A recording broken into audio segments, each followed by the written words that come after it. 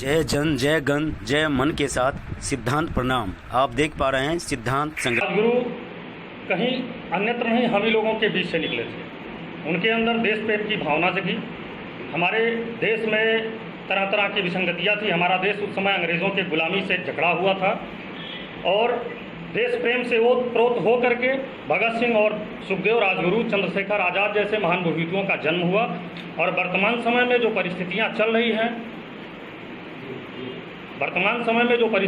रही हैं, उस परिवेश में जैसे हम लोगों ने काफ़ी इधर उधर जैसे हम लोग निकलते थे, तमाम तरह की विसंगतियाँ देखते थे। राजनीति को सेवा भाव से लोगों ने जोड़ा था और अपने अभाव को दूर करने में राजनीति को लोग खत्म कर दे रहे हैं। अगर देखा जाए तो कोई अपने आप को क्षत्रिय लिख रहा है, कोई ब्राह्मण लिख रहा है। धर्म के नाम पर, जाति के नाम पे हम लोग बटे हुए हैं। हम लोग चाहते हैं कि एक समान से हम लोगों का कोई जाति ना हो, एक समान नागरिक संहिता हो, हम लोग एक समान तरीके से जिएं, किसी प्रकार का छोटा बड़ा भेदभाव ना हो। इन सब चीज़ों पे हम लोग तैयारी करेंगे। लॉर्ड मैकाले की जो शिक्षा पद्धति हमारे सनातन संस्कृति को समाप्त करते चली आ रही है, उसको हम लोग दूर करने का पूरा प्रयास करेंगे। भारतीय पद्धति के आधार पर जो हमारे सनातन संस्कृति में शुरू से चलता रहा है, उन चीज़ों को हम लोग समेटते हुए आगे बढ़ने का कार्य करेंगे। तो हम बताएं पहले आपसे, हमें किसी पर कोई टिप्पणी नहीं करनी है। हमको एक अलग मिसाल के रूप में लोगों के बीच में आना है और आने वाले समय में हमें उम्मीद है, हमें पूर्ण विश्वास है कि पब्लिक हमें पसंद करेगी और लोगों को ये लगेगा कि हाँ, अटल जनशक्ति पार्टी जो कह रही है बिल्कुल अलग कह रही है। आज का एजेंडा और इतने संतोष कोरोना योद्धा बहुत कुछ कह रहे हैं। बदलाव की तकनीक पर कमो महाराज जी और त्रिपाठी जी का सफर बना। देखिए, सबसे बड़ी बात क्या है, पीपल का पेड़ देखते हैं या बरगद का पेड़, बहुत बड़ा पेड़ होता है, विशाल वट वृक्ष है, लेकिन उसका बीज देखे हैं कभी? बिल्कुल नन्हा सा बीज होता है और उस एक नन्हा सा बीज में एक विशाल वट वृक्ष, विशाल पीपल का पेड़ बनने की क्षमता छिपी रहती है।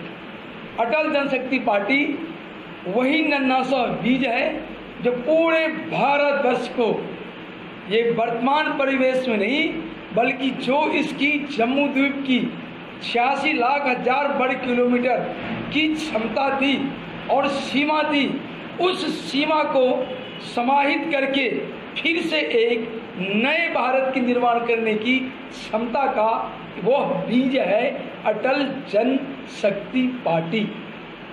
और अटल जनशक्ति पार्टी उसी लक्ष्य को लेकर चल पड़ी है और चल नहीं पड़ी है, बल्कि अपने सामने अपने नीति, लक्ष्य और उद्देश्य के सामने किसी को नहीं देख पा रही है। मैं ये देखता हूँ जो आज के टाइम में भारत की राजनीति की शून्यता में सिर्फ अगर कोई है, जीवंत है, वह अटल जनशक्ति पार्टी एक मात्र पार्टी है। इतनी पार्टी है, रूलिंग पार्टी है, विपक्ष पार्टी है और आप कहते हैं वो कुछ नहीं है। तो मैं आपको इसका उदाहरण देता हूँ महाभारत के टाइम से।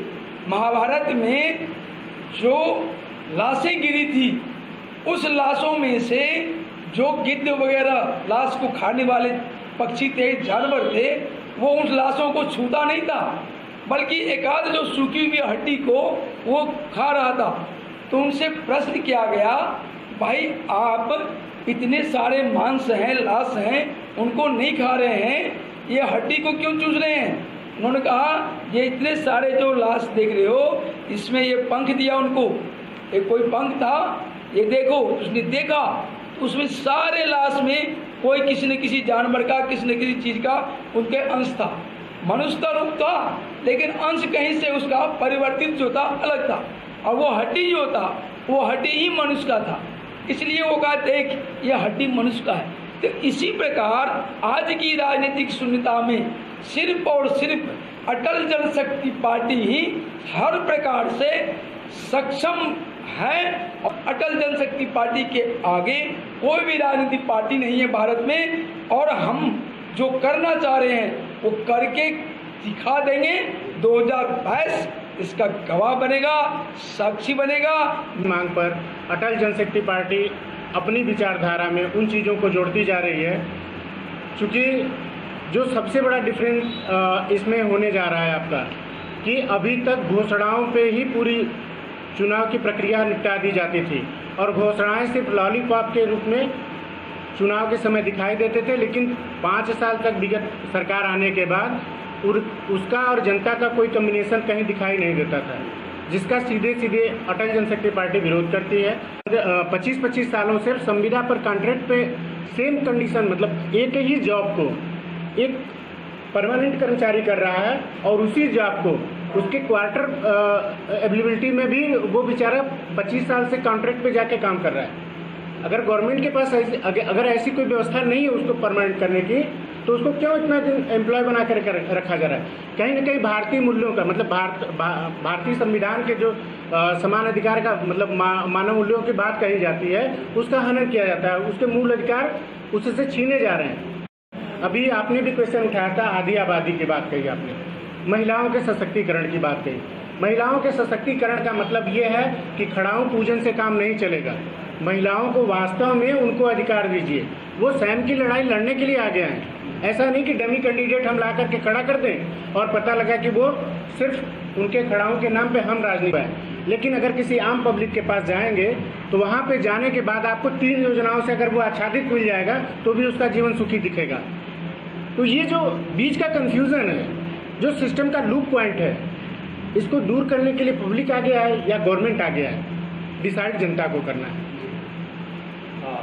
ये थे मनोज जी जो महासचिव हैं एजीपी में।